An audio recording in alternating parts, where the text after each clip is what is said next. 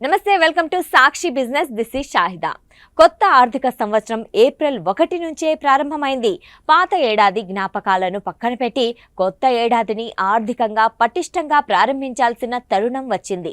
కొత్త ఏడాదిలో ఆర్థికంగా పటిష్టంగా ఉండాలంటే కేవలం ఆదాయం పెంచుకుంటే సరిపోదు, సరైన ఆర్థిక ప్రణాళిక సైతం ఉండాలి.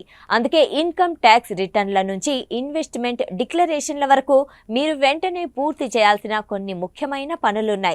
ముఖ్యంగా పన్ను పరిధిలోకి వచ్చే ఉద్యోగులు, చిరు వ్యాపారులు, స్వయం ఉపాధి పొందే వాళ్ళు ఖచ్చితంగా పూర్తి చేసే పనులు వెంటనే చేయడం మంచిది.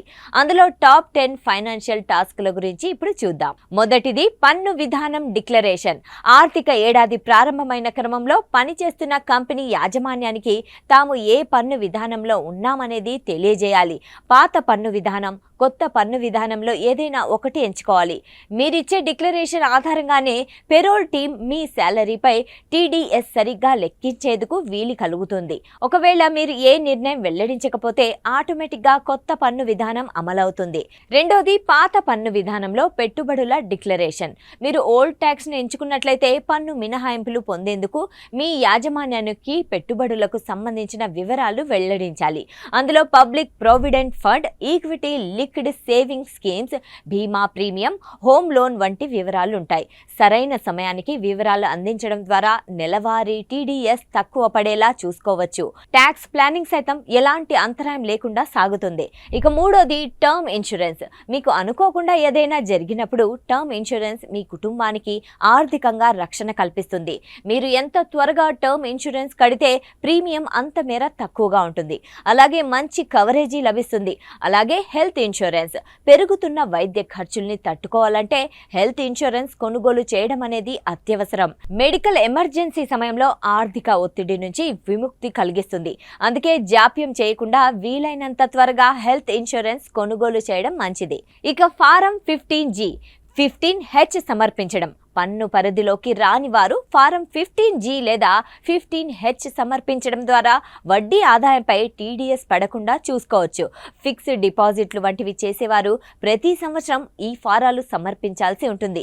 సీనియర్ సిటిజన్లకు సాధారణంగా 15H ఉపయోగిస్తే సాధారణ ప్రజలు 15G ఉపయోగించాల్సి ఉంటుంది. అలాగే రిటైర్మెంట్ ప్లాన్. మీ రిటైర్మెంట్ కోసం ప్లాన్ చేసేందుకు ఆర్థిక సంవత్సరం ప్రారంభం సరైన సమయంగా చెబుతారు. లాంగ్ రన్ ఇన్వెస్ట్మెంట్ స్కీమ్స్ కోసం కొంత డబ్బులు కేటాయించాలి. చిన్న వయసులోనే ప్రారంభిస్తే రిటైర్మెంట్ నాటికి పెద్ద మొత్తంలో డబ్బులు అందుకునే వీలుంటుంది. STP transfer. మీరు పదవీ విరమణకు దగ్గరలో ఉంటే మీ పెట్టుబడి పోర్ట్ఫోలియోను రీబ్యాలెన్స్ చేయడం చాలా ముఖ్యం. మీ పోర్ట్ఫోలియోలోని ఈక్విటీ భాగాన్ని హైబ్రిడ్, ఫిక్స్డ్ ఇన్కమ్ లేదా డేట్ పెట్టుబడులకు మార్చడం ఒక మంచి చొరవ కావచ్చు. మీ పెట్టుబడులు ఈక్విటీ మ్యూచువల్ ఫండ్స్లో ఉన్నట్లయితే మీరు వాటిని సిస్టమాటిక్ ట్రాన్స్ఫర్ ప్లాన్ లేదా హైబ్రిడ్ లేదా డేట్ ఫండ్స్ కు మార్చుకోవచ్చు. ఇక కేవైసీ అప్డేట్. మీ పెట్టుబడులు బ్యాంక్ అకౌంట్లలో వివరాలు సరిగ్గా ఉన్నాయో లేదో చూసేందుకు మీరు తప్పనిసరిగా ఎలక్ట్రానిక్ కేవైసీ ద్వారా అప్డేట్ చేయడం చాలా అవసరం.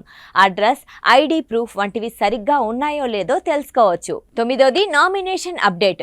మీ పెట్టుబడులు, ఇన్సూరెన్స్ పాలసీలు, బ్యాంక్ అకౌంట్ల వంటి వాటిలో నామినీ వివరాలను అప్డేట్ చేయాలి.